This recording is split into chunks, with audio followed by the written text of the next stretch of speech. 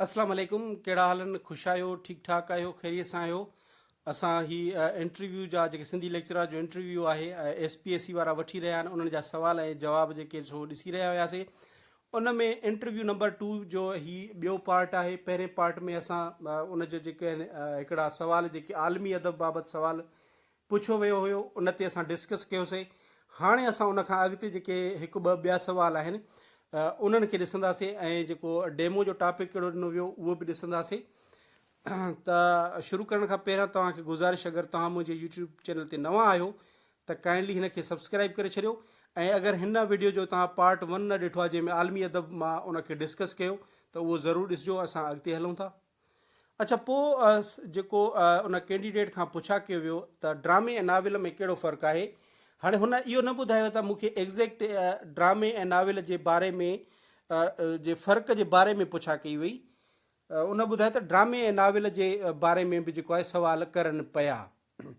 हाणे जेकॾहिं ॾिसूं त इन सुवाल जो जवाबु, जेकॾहिं सुवालु अची थो वञे ड्रामे ऐं नाविल में कहिड़ो फ़र्क़ु आहे, त ड्रामो जेको आहे बुनियादी ॿिन्ही में फ़र्क़ु जेकॾहिं हिकिड़ो ई फ़र्क़ु असां ॾिसूं न, बुनियादी फ़र्क़ु जेको आहे उहो आहे ड्रामो परफॉर्म करण जे लाइ जेको आहे उहो लिखियो वेंदो आहे, यानी कि करे ॾेखारण लाइ लिखियो वेंदो आहे। स्टेज ते करे ॾेखारणु, परफॉर्म। ऐं ड्रामे लफ़्ज़ जी माना ई आहे करे ॾेखारणु। ड्रामे लफ़्ज़ जी माना छा आहे? करे ॾेखारणु जेको आहे उहो आहे, यानी ड्रामो परफॉर्म करण जे लाइ लिखियो वेंदो आहे। ऐं नाविल जेको आहे उहो पढ़ण लाइ लिखियो वेंदो आहे, त को उन माण्हू खे वेही करे पढ़े, उन नाविल खे पढ़े। ठीकु आहे। इन जे करे मां हिन खे शॉर्ट रखियो आहे। ॿियो जेको ड्रामो आहे उहो गुफ़्तगू जी सूरत में लिखियो वेंदो आहे। ठीकु आहे। उन में डायलॉग्स हूंदा आहिनि। छा हूंदा आहिनि? डायलॉग्स हूंदा आहिनि, किरदार हूंदा आहिनि जेके पाण में गुफ़्तगू कंदा आहिनि, ॻाल्हाईंदा आहिनि। हाणे नाविल जेको आहे उहो अक्सर बयानी सूरत में हूंदो आहे, जेको लेखक पर गुफ़्तगू बि हूंदी अथसि, किथे किथे गुफ़्तगू बि ईंदी। न त छा थींदो आहे नाविल में, उहो लेखक जेको आहे उन्हनि किरदारनि जी ॿुधाईंदो हलंदो आहे त हाणे हीअ हीअं थो चवे, हीअ हीअं थो चवे। त नाविल में जेको आहे उहो बयानी सूरत में अक्सर लिखियो वेंदो आहे, गुफ़्तगू सूरत में ड्रामो लिखियो वेंदो आहे। ठीकु आहे। उन खां पोइ जेको फ़र्क़ु आहे उहो आहे नसर ऐं नज़म सूरत में हूंदो आहे ड्रामो। हाणे ड्रामो छा जी सूरत में हूंदो आहे?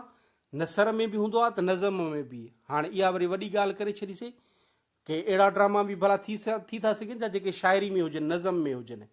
त हा, आहिनि दुनिया में अहिड़ा ड्रामा बि आहिनि जेके नज़म जी सूरत में हुजनि। पर जेको नाविल आहे उहो नसर जी सूरत में हूंदो आहे, नज़म जी सूरत में न हूंदो आहे। ठीकु आहे। हाणे जेकॾहिं इहा पॉइंट तव्हां हुनखे ॿुधाईंदो त तव्हांजे इम्तिहान वठण जे ज़हन में ठक इहो थींदो त यार नज़म जी सूरत में कहिड़ा ड्रामा थींदा आहिनि। त पोइ उनखे चवंदव साईं भले सिंधी में तव्हां असांजे साम्हूं को अहिड़ो नाविल न आयो हुजे जेको नज़म जी सूरत में हुजे, लेकिन इंग्लिश लिटरेचर में काफ़ी अहिड़ा आहिनि ड्रामा जेके पोएटिक फॉर्म में, जंहिंखे पोएटिक ड्रामाज़ चयो वेंदो आहे। जीअं शेक्सपियर जो midsummer night's dream, midsummer's night dream जेको आहे ड्रामो आहे, उहो पोएट्री में लिखियलु आहे।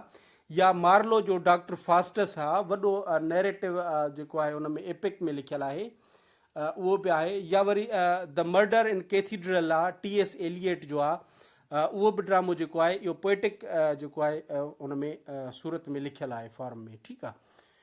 उन खां पोइ ड्रामे में एक्ट्स ऐं सीन्स, निज़ारा जेके सीन जेके हूंदा आहिनि, हे सीन हो सीन हो सीन, उहे हूंदा आहिनि। नाविल में छा हूंदो आहे? बाब हूंदा आहिनि, चैप्टर्स हूंदा आहिनि, हेॾे सीन्स हूंदा आहिनि, एक्ट्स हूंदा आहिनि। ठीकु आहे। ऐं उन खां पोइ जेको नाविल ड्रामे जा क़िस्म आहिनि उहे मुख्य क़िस्म, अहम क़िस्म ॿ आहिनि। ठीकु आहे। हिकिड़ो आहे ट्रेजिडी ऐं ॿियो कॉमेडी। ऐं जॾहिं त नाविल जा जेके केतिरा ई क़िस्म थियनि था, उहे पंहिंजी लिखत जे हिसाब सां क़िस्म मटाईंदो वेंदो।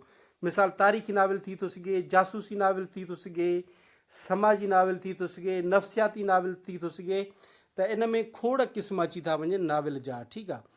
उन खां पोइ अॻिते हलूं था। हिकिड़ो ॿियो सुवालु पुछियो वियो त कहाणी ऐं अफ़साने में, अच्छा उन कैंडिडेट इहो ॿुधायो त कहाणी ऐं अफ़साने जे बारे में बि पुछा करनि पिया।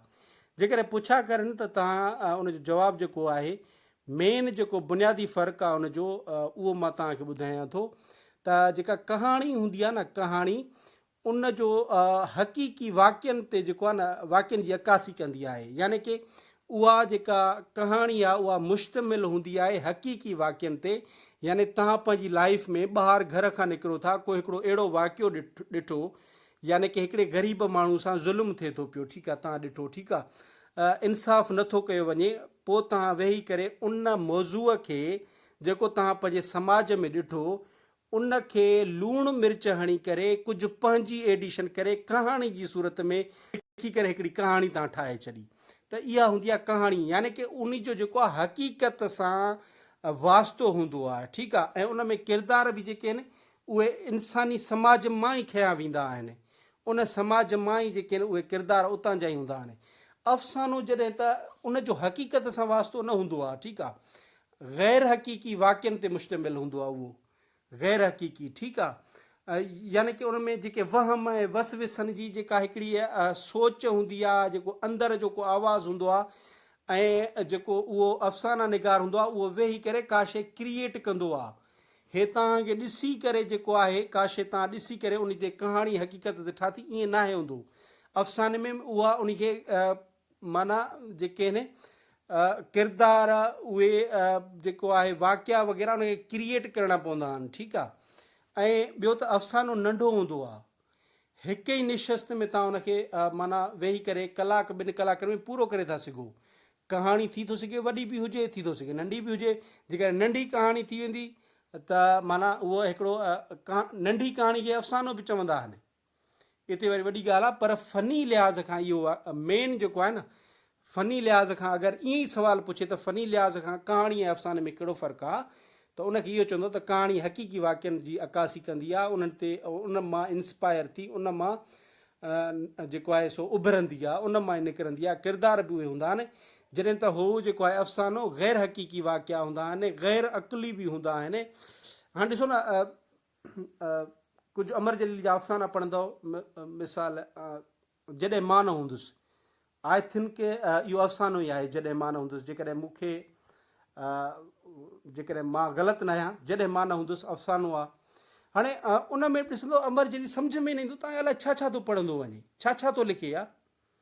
माना हिकिड़ी ख़बर पइजी वेंदी त अफ़सानो कीअं माना अंदरि जो आवाज़ु रूह पंहिंजो जेको अंदरि मां कढनि था न, ऐं कहाणी लिखणु आसान आहे, अफ़सानो लिखणु ॾुखियो आहे।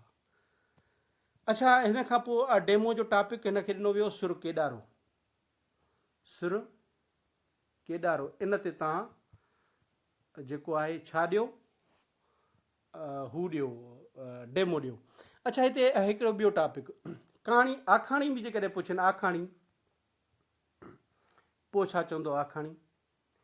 हाणे आखाणी जेका हूंदी आहे न, हाणे कहाणी जो बि को लेखक आहे, अफ़साने जो बि लेखक आहे, कहाणी जो लेखक न हूंदो आहे।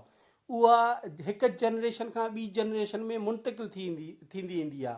ख़बर नाहे पवंदी त उन आखाणी में जो लेखक केरु आहे। मिसाल असां जीअं नंढे हूंदे खां वठी देह परियुनि पखियुनि जूं आखाणियूं ॿुधंदा था अचूं न, हाणे ख़बर त न आहे त इहा देहनि परियुनि जी कहाणी लिखी कंहिं आहे, आखाणी कहिड़ी आहे। यानी आखाणी उहा आहे जंहिंजो को बि लेखक मुक़ररु लेखक न आहे, जंहिंजो क्रिएटर न आहे, उहा हिकिड़े नस्ल खां ॿिए नस्ल में मुंतक़िल थींदी ईंदी आहे, उहा आखाणी हूंदी आहे, ठीकु आहे।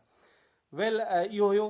ऐं थी थो सघे मूंखां बहितर हिन में फ़र्क़नि जी तव्हांखे ख़बर हुजे, पर मुंहिंजे हिसाब सां जेको मूंखे नॉलेज हुई उहा तव्हांजे साम्हूं मां रखी। कमेंट्स में मूंखे ज़रूरु ॿुधाइजो त तव्हांखे हीउ कीअं लॻो। वीडियो ॾिसण जे लाइ तव्हांजी वॾी महिरबानी। Thank you so much. अल्लाह हाफ़िज़।